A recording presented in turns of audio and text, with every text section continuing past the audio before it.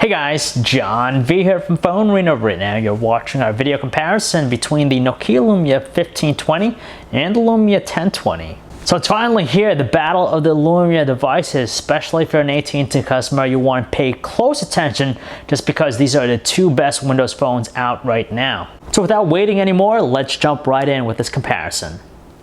Being Lumia branded devices, they have very stylish looking designs, but there are some minor differences between them. First, there's the size disparity between the two devices here, and you can tell right away how massive the 1520 is over the 1020.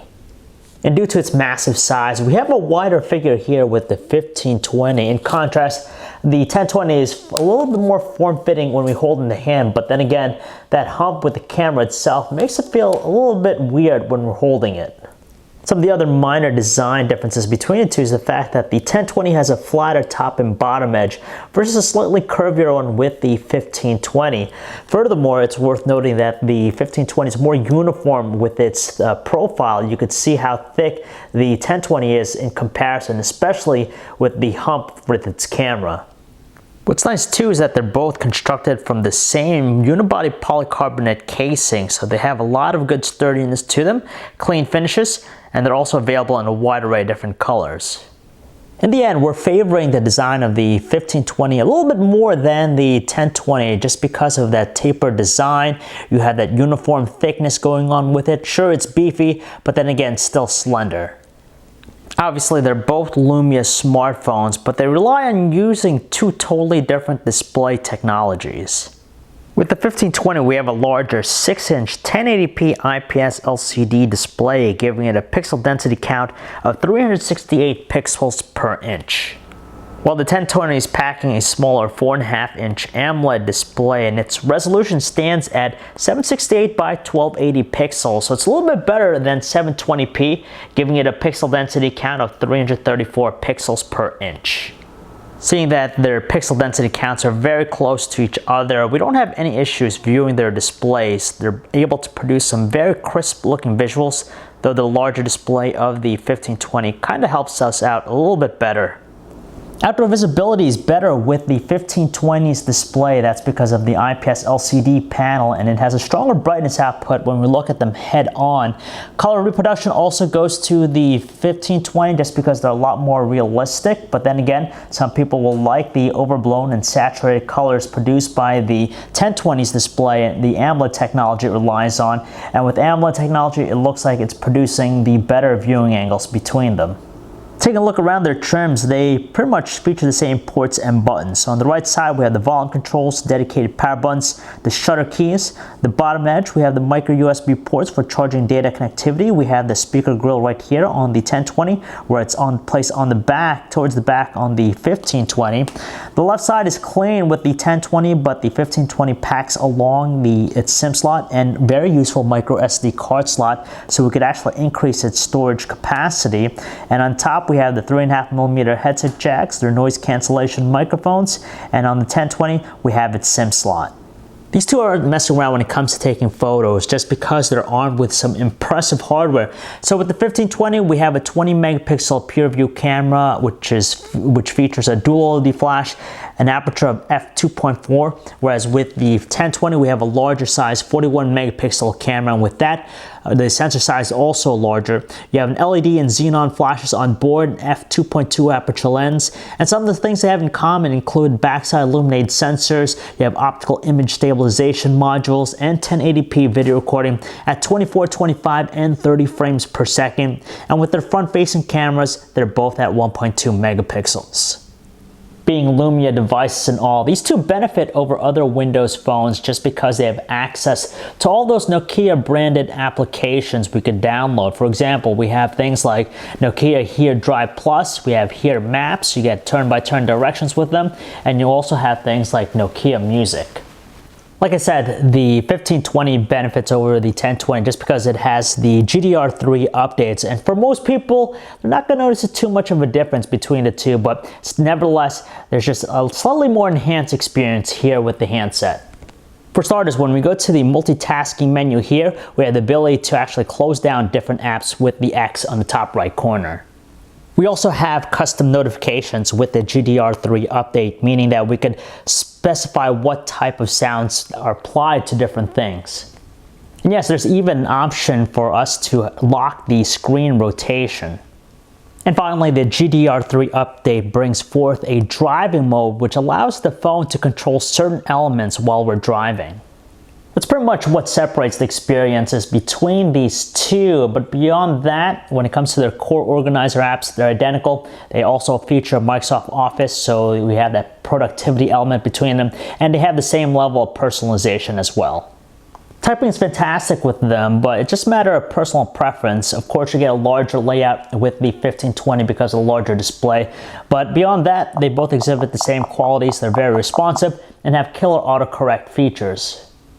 Likewise, we could say the same thing about the web browsing experience just because we have 4G LTE connectivity with both, so you have fast page loads. You have also very smooth navigational controls. But again, some people will prefer the larger display of the 1520 just because you get to see more of the web pages than anything else. The beautiful thing about Windows Phone is that the performance between devices is pretty much consistent and uniform.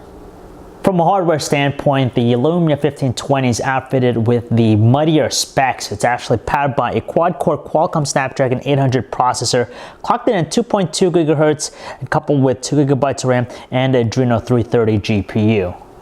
Whereas the Lumia 1020 is using older hardware, it's the dual-core 1.5 GHz Qualcomm Snapdragon S4 Plus processor, coupled with 2 GB of RAM and the Adreno 225 GPU.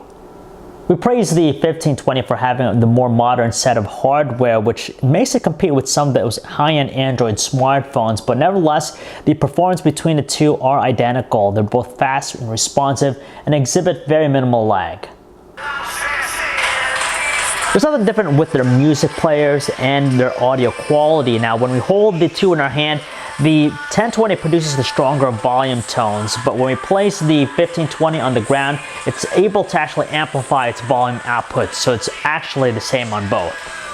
We're going to have to stick with the 1520 when it comes to watching high-definition videos, even though they both offer the same video codec support out of the box, just because we have a larger display, which is, again, more ideal for the experience.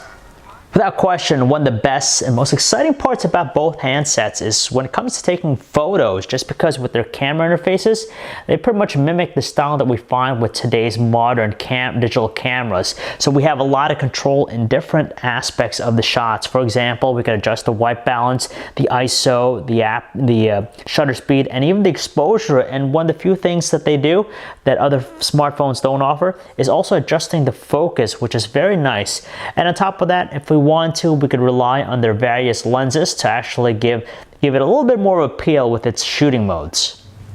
Now comes the fun part, finding out which of these two cameras are better, the 20 megapixel camera of the 1520 or the 41 megapixel pure view camera of the 1020. Now, we're looking at their 5 megapixel samples, and quite frankly, the results are identical with them both. Take some sharp looking photos, good enough for 4x6 printouts. The only difference that we see is that there's just a hint of color saturation going on with the Lumia 1020 shots, but beyond that, they pretty much match one another in outdoor shots. Like I said, they're both able to capture a lot of fine details, but when we look at their high resolution samples, we have a clear winner, and that is the 1020. Now I'm going to quickly demo this here for you. We're looking at their higher count of samples. So if I zoom in more, you could see how they're able to produce the same sharp looking details. We can make out even some of the wording here. But if we zoom in even more, we begin to see that the details tend to be a lot more crisp looking with the Lumia 1020. If I just scroll down here, and you could see the label, how we're still able to read out even the finest of text with the 1020. Under lower lighting situations, the 1020's camera just seems to produce the brighter looking photos, but then again, we do prefer how the color accuracy is better with the Lumia 1520's camera. So it's a close race with their still image quality, but when it comes to taking 1080p high definition videos, it's no doubt the Lumia 1020 that wins by a huge margin, just because the visuals are a lot more subdued looking with the 1520, so you don't have those really sharp looking details that the 1020 is able to capture with its results. Honestly, folks, there's not one device that gives us the better calling experience, just because their earpieces are rather weak, so we're forced to actually place them very close to our ears to hear voices properly. Battery life, on the other hand, is far more superior with the 1520. That's because it's packing the larger size battery. It's a 3400 milliamp hour one versus a 2000 milliamp hour battery in the 1020. And with that, we're easily able to get close to a day and a half of heavy usage with the 1520, whereas with the 1020, it's more like the 12-hour mark. Now this is going to get very interesting, just because as we look at their current pricing options, the 1520 can be purchased through AT&T for a 2-year contract of $100 versus the $200 on-contract price point attached to the 1020. Value is something that consumers appreciate with their smartphones, and it's quite telling already which of these two handsets gives us the most bang for the buck. Without question, it's the Lumia 1520, just because when we think about its $100 pricing combined with its beefier specs, larger size, it makes a far better offering than the 1020. We're not saying that the 1020 is a bad choice. It just depends if you're more into photography and videos than anything else. That's because this is where this handset excels in the most. But when you factor in its price point, its higher price point, and also inferior specs, it doesn't scream as much value in comparison to the Lumia 1520. So if you guys want to learn more about either devices, you could check out our website, PhoneArena.com. John V. Thanks for watching.